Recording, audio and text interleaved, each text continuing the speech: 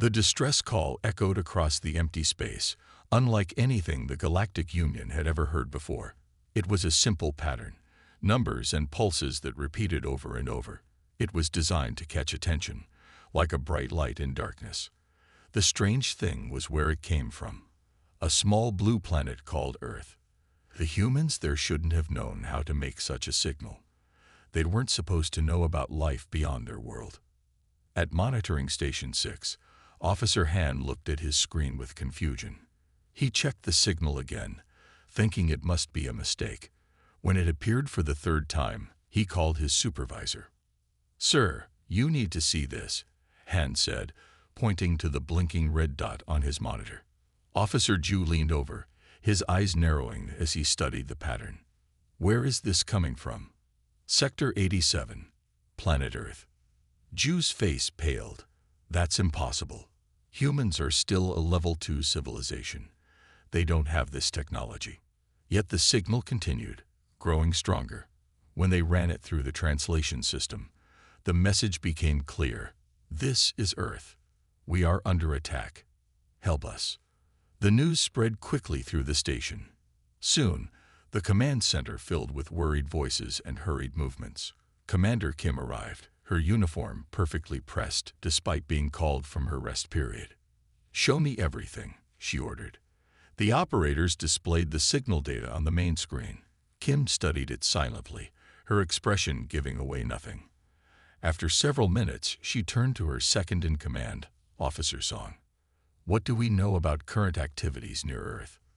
Song checked his tablet. "Nothing unusual, Commander.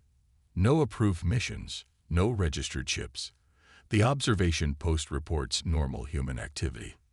"Then who is attacking them?" Kim asked. The room fell silent. It was the question everyone feared to answer. Could it be a mistake? Someone suggested. Perhaps they're referring to an internal conflict. Kim shook her head. "The signal uses our encryption protocols. Someone taught them how to reach us specifically." This revelation sent a new wave of unease through the command center. The Galactic Union had strict rules about contact with developing worlds. Earth was supposed to remain isolated until they developed space travel on their own. Someone had broken the most important rule. "Commander," Officer Min called from his station. "I've analyzed the signal source. It's coming from a research facility near the planet's North Pole. It's isolated, minimal human presence." Kim nodded. "Prepare a scout ship.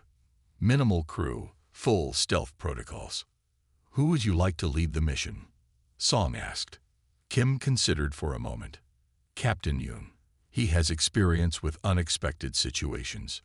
Within hours, Captain Yoon and his small crew prepared for emergency departure. As they boarded their ship, Kim gave them final instructions. "Observe only. Do not make contact unless absolutely necessary. Find out who is attacking Earth and why no one saw them coming." Yoon nodded seriously. "And if we find whoever broke the non-contact rule, bring them back for judgment," Kim said firmly. As the scout ship departed, Kim returned to her office. She sat at her desk, studying the Earth file. The humans were an interesting species, creative, resilient, but also volatile and unpredictable. They weren't ready for the truth about the galaxy. At least that was what the Union had decided long ago. Kim opened her secure communication channel to the High Council. This situation required their immediate attention. As she waited for the connection, she couldn't shake a feeling of dread. The High Council appeared on her screen. 5 beings representing the oldest species in the Union. They listened silently as Kim reported the situation. "This is troubling," said Councillor Bake finally. "No species should be capable of attacking Earth without our knowledge." Could it be? Kim hesitated, not wanting to voice her worst fear. "The Forgotten." Councillor Bake finished her thought. "We haven't encountered them in 1,000 years. But if they've returned and chosen Earth as their first target, the implications hung in the air. The Forgotten were the only species that had ever threatened the Union itself. They had vanished centuries ago, but stories of their cruelty remained. We need more information, Councillor Bach decided. Your scout ship must proceed with extreme caution. If the Forgotten have returned, the entire galaxy could be in danger. As the communication ended, Kim stared out her window at the stars. Somewhere out there, Captain Yoon's ship raced toward Earth, carrying the hopes of the Union. Meanwhile, the strange signal continued its endless transmission. This is Earth. We are under attack. Help us. In her 40 years of service, Commander Kim had faced many challenges, but something about this situation felt different. The timing, the method, even the location, all felt deliberate, as if someone had carefully planned it all. She tapped a code into her computer, bringing up the most recent images of Earth. The blue planet spun peacefully, showing no signs of conflict or invasion. Yet the distress call continued, throwing the entire Union into increasing panic. Captain Yoon's scout ship approached Earth quietly, hidden from both human detection systems and any potential attackers. The small craft slipped into orbit around the blue planet, its sensors scanning for any signs of the reported attack. The three-person crew worked in focused silence, each monitoring different data streams. "I don't understand," said Officer Min, frowning at her screen. "There are no signs of weapons fire, no unusual spacecraft, no radiation signatures that would indicate advanced technology." Yoon floated to her station, examining the readings himself. Could the attack be happening on a scale our sensors can't detect? "Unlikely," replied Officer Sung from his station. "Even microscopic warfare would leave energy signatures. There's simply nothing here that suggests an attack." Yoon's face remained calm, but confusion clouded his thoughts. The distress signal continued to broadcast from the northern region of Earth, yet everything appeared normal. Cities glowed with electricity across the night side of the planet. Satellites followed their regular paths. Radio and television broadcasts continued their usual programming about weather, politics, and entertainment. "Focus on the signal source," Yoon ordered. "Let's get a closer look at this research facility." The ship descended through Earth's atmosphere under the cover of darkness, its stealth systems making it invisible to human radar. They hovered above a small cluster of buildings nestled among the snow-covered mountains. The facility looked ordinary, a main building with several smaller structures surrounding it, all connected by covered walkways to protect against the harsh Arctic weather. "Life signs?" Yoon asked. Min checked her scanner. Just one human, female, in the main building. Yoon nodded. One person sending a distress call about a planetary attack. Something isn't right. He made his decision quickly. "Sung, stay with the ship. Min, you're with me. We'll make contact and find out what's really happening." They donned their environmental suits, designed to protect them from Earth's atmosphere while also disguising their non-human features. To any observer, they would appear as humans in bulky cold weather gear. Snow crunched beneath their boots as they approached the main building. The facility was quiet except for the soft hum of generators. Lights glowed from several windows, casting yellow rectangles on the white ground. "The signal is coming from inside," Min said, pointing to a door at the side of the building. They entered cautiously, finding themselves in a small entrance room filled with coats, boots, and equipment for Arctic exploration. Beyond this was a hallway leading deeper into the facility. "Hello," Yoon called out, using the English language his translator had prepared. "Is anyone here?" A crash sounded from somewhere ahead, followed by hurried footsteps. A moment later, a human woman appeared in the hallway. She was tall and thin, with short black hair and wide eyes that showed both fear and relief at seeing them. "You came," she breathed. "You actually came." "We received your distress call," Yoon said carefully. "You reported an attack on Earth." The woman nodded quickly. "My name is Dr. Jin. I'm a geophysicist. And yes, Earth is under attack, but not in the way you might think." She gestured for them to follow her. "Please, I need to show you something." They followed Dr. Jin through a series of hallways until they reached a laboratory. The room was filled with computers, measuring equipment, and in the center, a clear containment unit. Inside the unit was what appeared to be an ordinary rock, dark gray, roughly the size of a human hand, with an uneven surface. "This is it," Dr. Jin said, pointing to the rock. "This is what's attacking Earth." Yoon and Min exchanged glances of confusion. "I don't understand," Yoon admitted. "This appears to be a simple stone." Dr. Jin shook her head. "Watch." She pressed a button on the containment unit, and a scanner passed over the rock. On a nearby screen, images appeared showing the interior structure of the object. What they saw made both officers step back in surprise. The inside of the rock was hollow, filled with a complex network of crystalline structures that pulsed with faint light. The patterns were unmistakable to anyone with knowledge of advanced technology. It was a communication device, far beyond human capability. "I found it 2 months ago, buried in the ice," Dr. Jin explained. "At first, I thought it was just an unusual meteorite. But then," she tapped another button, and a recording played on a nearby screen. The recording showed the same lab, but from weeks earlier. The rock in the containment unit suddenly glowed brightly, and a beam of light shot upward, projecting an image in the air.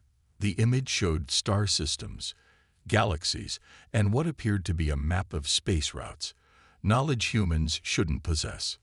"It showed me things," Dr. Jin continued. "Images of other worlds, other species, and it showed me how to send a message that you would understand." She looked directly at Yoon. "It wanted me to contact you."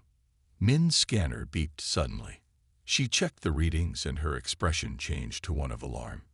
"Captain, this object is emitting quantum fluctuations on frequencies that match." She hesitated, her voice dropping to a whisper. "The Forgotten." Yoon felt a chill that had nothing to do with the Arctic location. The Forgotten were ancient enemies of the Galactic Union, thought to have vanished centuries ago. If they had planted this device on Earth. "Dr. Jin," he said carefully, "how much do you know about who we are?"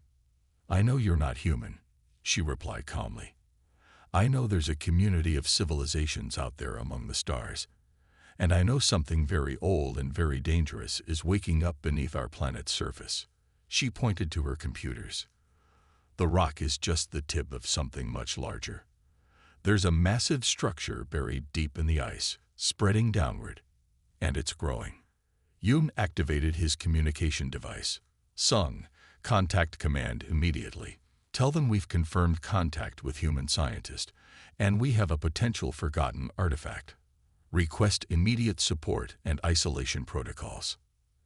As he spoke, the rock in the containment unit began to glow more brightly, pulsing in a rhythm that matched the original distress signal. "It knows you're here," Dr. Jin whispered. "And I don't think it's happy about it." The small rock glowed brighter with each passing minute.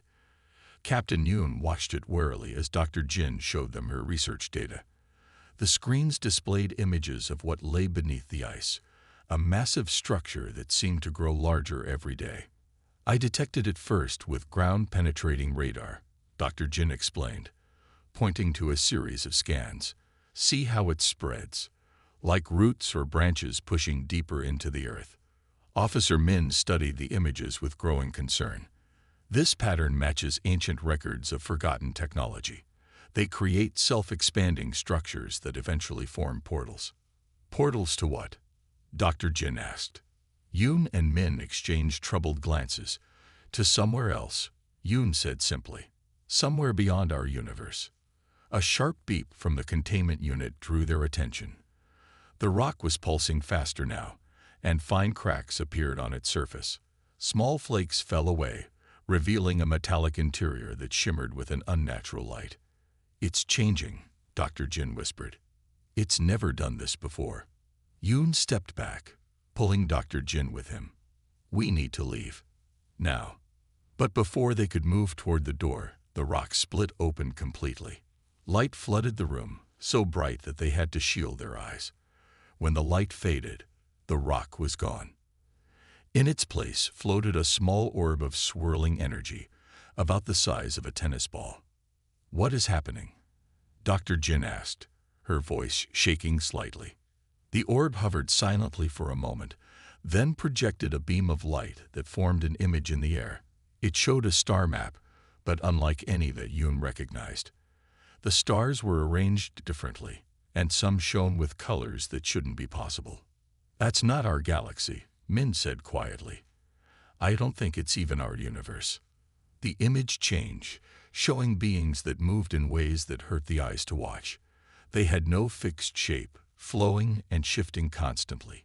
Where they passed, reality itself seemed to bend and distort. The forgotten never vanished. Yoon realized aloud. They found a way to escape our universe entirely. And now they want to come back, Min added, her voice grim. The orb suddenly expanded, doubling in size. The air in the lab grew thick and heavy, making it difficult to breathe. Equipment started to malfunction, screens flickering with strange symbols. "We need to contain this," Yoon said, reaching for his emergency kit. He pulled out a device the size of his palm, a field generator designed to isolate dangerous energy sources. "Will that work?" Dr. Jin asked. "I don't know," Yoon admitted. "This technology is beyond anything we encountered for centuries." He activated the device, which created a shimmering barrier around the orb. For a moment, it seemed to work. The orb's glow dimmed, and the heavy feeling in the air lessened. Then, without warning, the barrier shattered. Pieces of energy scattered around the room like glass, some passing right through walls and equipment. A deep rumble shook the building. Outside, the snow and ice began to crack, revealing glowing lines beneath the surface. "It's accelerating the growth," Min said, checking her scanner. "The entire structure is activating." Dr. Jin rushed to her computer, typing quickly. "Look at these readings. The quantum field around us is becoming unstable. It's like reality itself is thinning." Yoon activated his communicator. "Command, this is Captain Yoon. We have a forgotten portal forming at the Earth site. Request immediate backup and containment protocols." The reply came through garbled and distorted. "Cannot. Signal breaking. Prepare for. Team will." The communication cut off entirely. Min checked her equipment. "All signals are being disrupted. We're cut off." The orb pulsed again, growing larger. Now the size of a basketball. It began to spin, creating a small vortex in the air. Through this vortex, they caught glimpses of another place, a twisted landscape where light and shadow moved as if alive. "Is that their world?" Dr. Jin asked, unable to look away. "Not a world as we understand it," Yoon explained. "The forgotten exist in a state between dimensions. They don't have physical bodies like we do." "Then how do they attack?" "By changing the rules," Min said. "They alter the basic laws of physics in our universe. Gravity, time, cause and effect. They can manipulate all of it." Another tremor shook the building, stronger this time. Part of the ceiling collapsed, narrowly missing them. Through the new opening, they could see the night sky, except it was no longer dark. Waves of purple and green energy rippled across the heavens, like northern lights gone mad. "We can't stay here," Yoon decided. "We need to get back to the ship and try to contain this from orbit." They made their way through the shaking building, helping Dr. Jin gather essential data. Outside, the ground had fractured in a perfect geometric pattern, with glowing lines forming a massive symbol in the snow. The air crackled with energy, and ordinary objects began to behave strangely, some floating upward, others becoming temporarily transparent. "The laws of physics are already breaking down," Min observed, her scanner showing impossible readings. They hurried toward the scout ship, which waited 100 meters away. Officer Sung had the engines running, ready for immediate departure. "What about the other research stations?" Dr. Jin asked as they ran. "There's a weather monitoring post just 20 kilometers from here." "We'll alert them from the ship," Yoon promised, though he wasn't sure if conventional communications would work anymore. As they reached the ship, Dr. Jin stopped suddenly, looking back at the facility. The entire building was now enveloped in a soft purple glow. Above it, the sky had opened like a wound, revealing a swirling darkness beyond. "It's too late," she whispered. "They're already coming through." Yoon looked up at the tear in reality and knew she was right. The ancient threat had returned, and Earth was just the beginning. "Get on board," he said firmly. "This isn't over yet." The ship's door closed behind them as the first shadowy tendrils reached through the rift in the sky, touching Earth for the first time in thousands of years. The emergency meeting of the Galactic Union Council began in chaos. Representatives from 27 species talked over each other, their voices rising in fear and anger. At the center of the round chamber, a hologram showed the growing rift above Earth's Arctic region. Commander Kim stood patiently, waiting for the noise to settle. When it finally did, she spoke clearly and calmly. "The situation is grave. The Forgotten have created a gateway on Earth. Captain Yoon's team is currently in orbit, monitoring the spread." An image appeared showing the scout ship circling the planet. Below it, a purple glow had spread to cover nearly a quarter of the northern hemisphere. "How long until the gateway is fully open?" asked Councillor Bake, the eldest member of the ruling body. 12 hours at most," Kim replied. "After that, they will begin to come through." Admiral Kang stood up abruptly. He was a military leader known for his direct approach to problems. "We all know the protocol for Forgotten incursions. The infected planet must be isolated. If the infection spreads beyond 5% of the surface, sterilization is required." A heavy silence fell over the room. Sterilization meant destroying the planet entirely, killing billions of innocent humans to save the rest of the galaxy. "Earth is already beyond the 5% threshold," someone pointed out. "Then our course is clear," Admiral Kang said firmly. "We must act now, before it's too late." Councillor Bake raised a hand. "Let us not be hasty.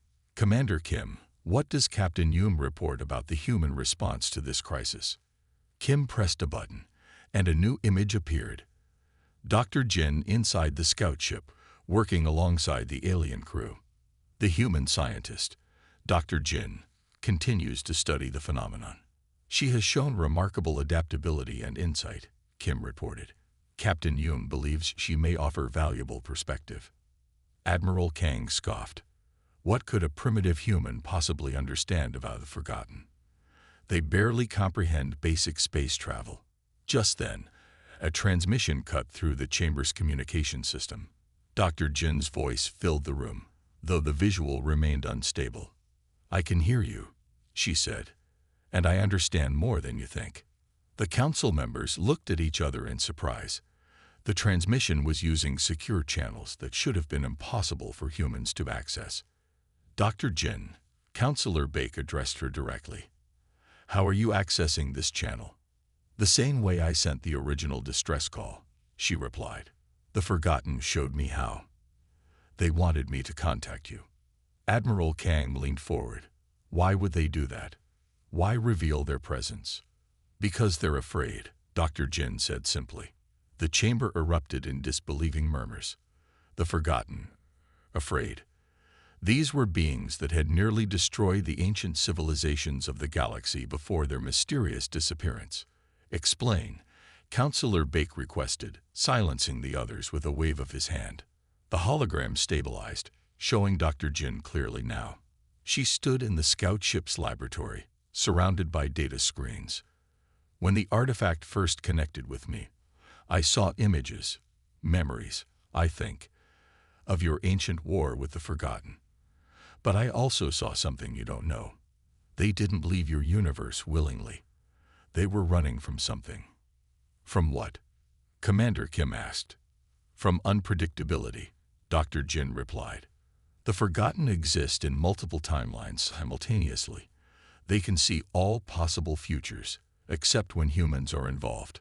The council chamber grew silent as everyone processed this information.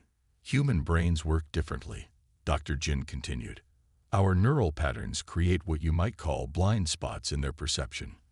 They can't predict what we'll do with complete certainty. And that terrifies them." Admiral Kang laughed harshly. "You expect us to believe the mighty Forgotten fear primitive humans. Not all humans, Dr. Jin clarified. Just those of us with a specific brain structure.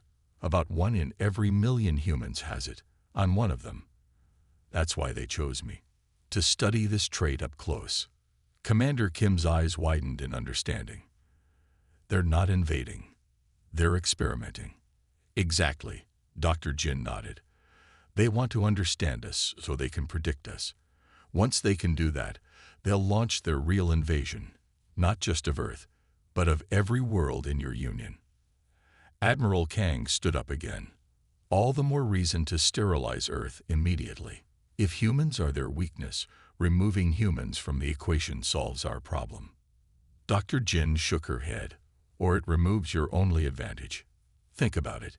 If humans can create blind spots in their perception, we might be the key to fighting them. Counselor Bake stroked his chin thoughtfully. The human makes a compelling point. The debate continued for hours. Some council members supported immediate sterilization of Earth. Others wanted to evacuate the special humans and then destroy the planet. A few suggested using humans as weapons against the Forgotten. Throughout it all, Dr. Jin continued working on her data, occasionally offering insights that surprised even the oldest council members. She showed no fear, only determination. Finally, Counselor Bake called for a vote. We have 2 options before us: sterilization of Earth or a new strategy involving human assistance. Choose wisely, for the future of our galaxy depends on it. The vote was close, but in the end, the Council chose to try the human approach first.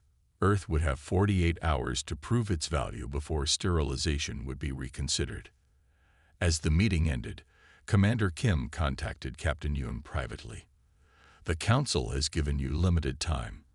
What do you need to proceed? Captain Yoon looked at Dr. Jin, who was now examining the Forgotten portal from orbit. Despite the danger, she showed only curiosity and resolve. We need more humans like her, he said, ones with the special neural pattern. And we need them quickly. Dr. Jin turned to the camera. I already have a list of candidates. People like me who can see things others can't. Together, we might just be able to close the portal. The race against time had begun.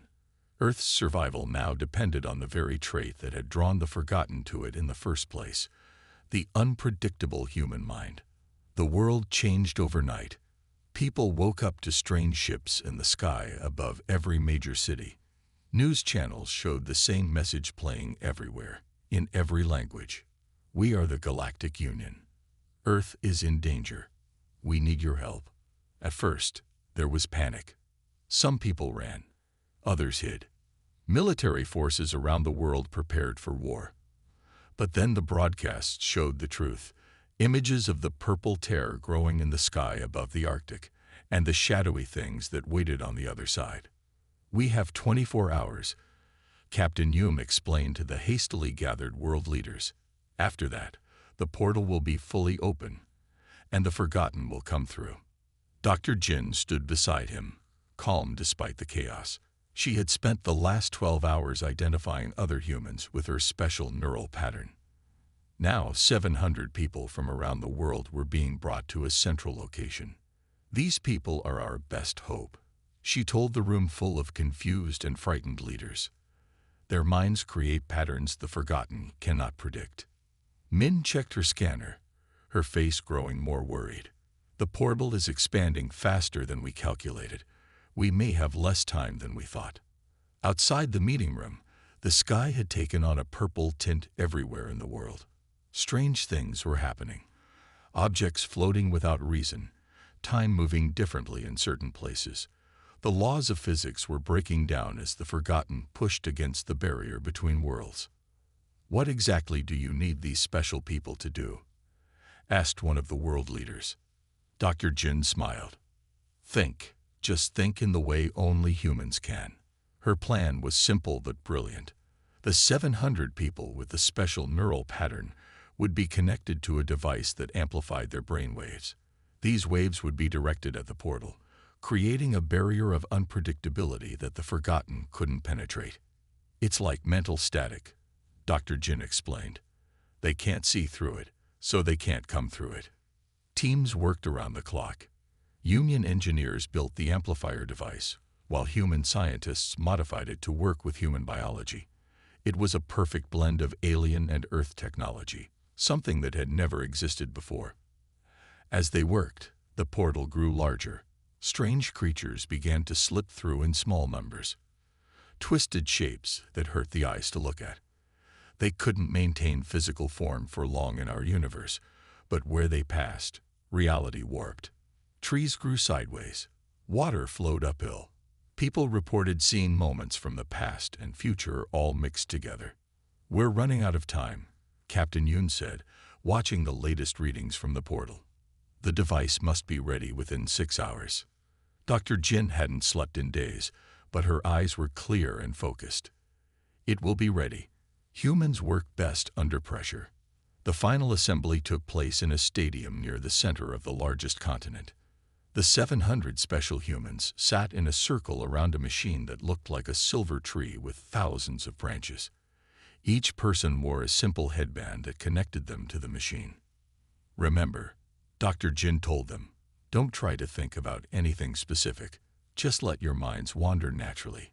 Be human. Be unpredictable." As the device powered up, the sky darkened further. The purple tear was now visible from everywhere on Earth, a wound in reality that stretched across the heavens. Through it, millions of shadowy forms waited, ready to pour into our universe. Captain Yoon stood with Commander Kim, who had come to Earth herself to witness humanity's stand against the ancient enemy. "Will it work?" Kim asked quietly. "I don't know," Yoon admitted, "but I've learned not to underestimate humans." Dr. Jin activated the device. The silver tree began to glow, pulsing with the combined thought patterns of 700 unique human minds. A beam of light shot upward from its center, straight toward the portal in the sky. When the beam hit the portal, something remarkable happened. The purple tear began to waver and distort. The shadows on the other side moved frantically, as if suddenly confused. "It's working," Min exclaimed, checking her readings. "The portal is destabilizing." The beam grew brighter as more humans around the world, even those without the special neural pattern, focused their thoughts on the sky.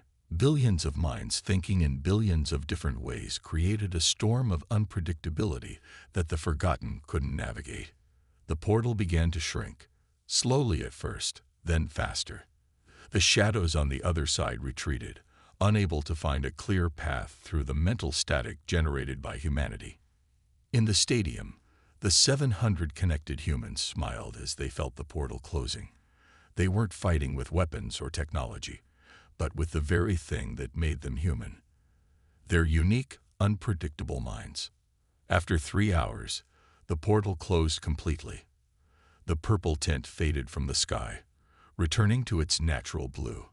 The strange effects around the world stabilized, though some areas would never be quite normal again. In the aftermath, humanity learned they were not alone in the universe.